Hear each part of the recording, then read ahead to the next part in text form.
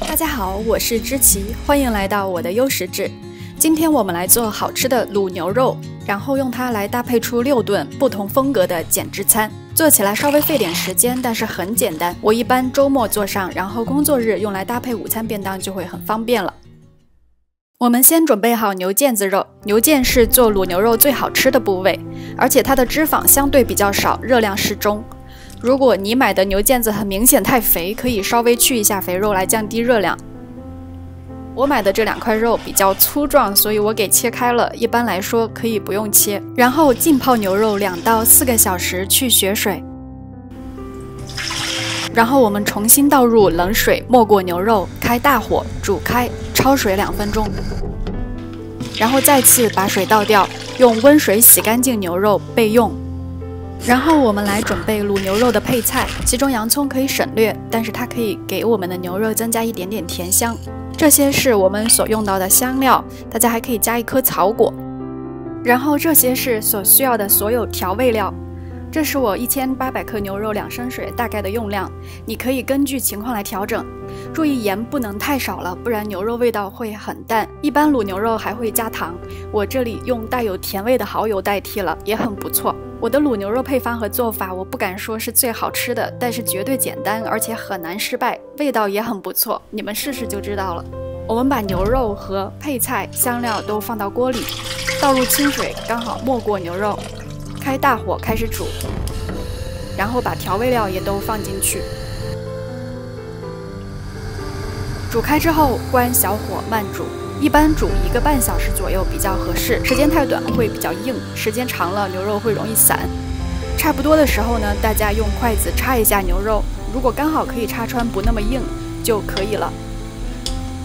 这个时候牛肉已经好了，闻起来非常的香，但是还不要吃，我们把它捞出来，把汤再倒进去，继续泡上2、3个小时，让牛肉更加入味。这期间肉和汤也会渐渐的冷却，然后我们就可以把牛肉捞出来了，卤汁可以留着，下次继续用。虽然现在已经可以吃了，但是建议先放冰箱存1晚上，牛肉会更加紧实好切，口感也会更好。第2天拿出来，我们把它切片，继续存起来备用。我们这样简单卤好的牛肉，肉香很浓，咸淡适中，很有嚼劲，非常的香。顺便我们还可以在周末也做一些杂粮米饭，烤一些蔬菜备起来，这样周1开始上班上学之后呢，做饭就会轻松很多。接下来我们开始用卤牛肉搭配便当。卤牛肉它可以给我们的身体提供充足的蛋白质和脂肪，所以每顿饭我们只需要再给它搭配少量的主食和大量的蔬菜，就很营养健康了。星期1我们来个最简单方便也是热量最低的搭配，1点藜麦饭或者糙米饭，加上可以生吃不用烹饪的黄瓜和西红柿，加上拳头大小分量的卤牛肉，再来几颗煮好的鹰嘴豆，不用再添加额外的调味就完成了。这一顿的热量非常低，只有400大卡左右，而且它的最大好处就是太方便了。星期2我们来搭配一些之前烤好的蒜香蔬菜，再加上几片卤牛肉。这次我们用杂粮饭和蒸红薯做主食，也非常的简单，营养丰富，400到500大卡就可以吃得非常饱，非常满足了。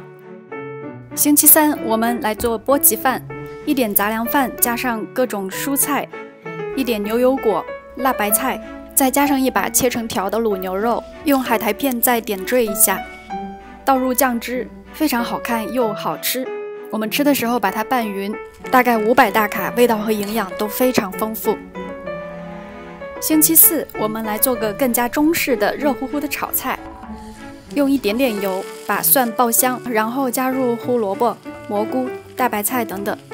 只需要加少量的盐，然后混合切条的卤牛肉一起炒，稍微加1点水，盖上盖子焖2分钟。起锅之前再加1点白胡椒粉调味，然后我们继续搭配1点糙米饭，一共也是只有不到500大卡，非常好吃。星期5我们来做个比较西式的沙拉，这次我们用土豆做主食，先切块煮熟了备用。我们来做个低卡的调味油醋汁，严格戒糖的话可以省去蜂蜜，但是它会让这个菜的口味好很多。加入可以生吃的各种蔬菜，煮熟的土豆和鹰嘴豆，这次我们用少一点卤牛肉，另外再加个切碎的鸡蛋，倒入酱汁拌匀了。这一大盘最多也是只有500大卡，吃起来超级满足。星期六想吃面条了，但是吃面条特别容易胖，我们来煮少量的粗粮面或者荞麦面，然后加入大量的豆芽来冒充面条，再加上一些你喜欢的大量的蔬菜，然后调味料只需要酱油、蚝油、一点香油，然后倒一些面汤。面条和蔬菜煮好之后，马上牛肉倒入酱汁，再撒一点葱花。不到500大卡，好吃又不怕胖。1周7天，还有1天呢，那当然是随便想吃什么就吃什么喽。减肥并保持好身材，需要养成长期的健康饮食习惯，而不是饿一段时间肚子再恢复到不健康的习惯。如果饮食总体健康，1-2顿的高热量并不会带来多大的影响。好了，本期视频就到这里了，关注我，让健康的饮食成就更好的你。我们下期见。